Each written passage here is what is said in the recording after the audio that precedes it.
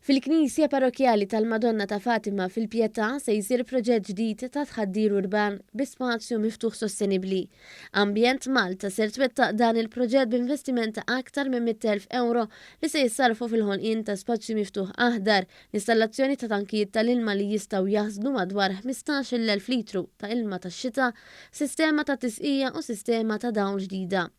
Josian Muscat, direttur tal-proġetti ambjentali fiħdan Ambjent Malta, spjegat kif dan il-ġnien se jkun miżawd b'siġar u pjanti.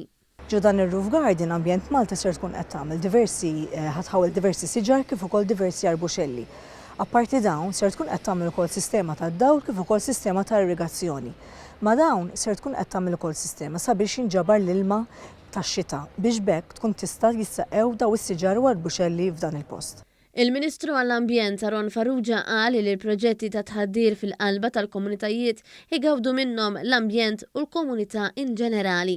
L-ispazji żgħar ta' pajjiżna inkomplu ntejbuhom u ndawruhom fi spazji miftuħa kista jkun ħodor li jitgawdew mit-tfal tagħna mill-anzjani tagħna mill-familji Maltin u Għawċin. Dan huwa proġett li jmiss mal-100,000 euro u iktar biex bekk huwa proġett ieħor ħolqa minn katena ta' proġetti ta' urban greening f'Malta.